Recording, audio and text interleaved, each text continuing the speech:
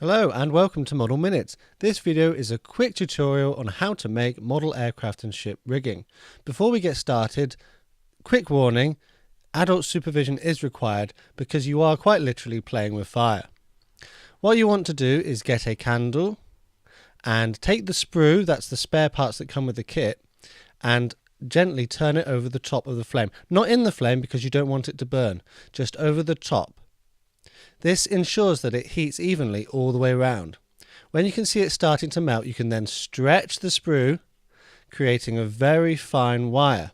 This can be then cut to the appropriate size, shaped and painted as appropriate for your model. Stretched sprue can be used as rigging in biplanes, ships and the aerials that go along the top of different models. Let me know how you use yours in the comments below.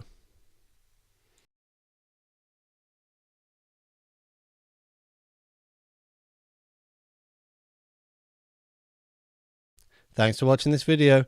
If you liked what you saw, make sure you like the video and leave a comment underneath about how you use your stretched sprue.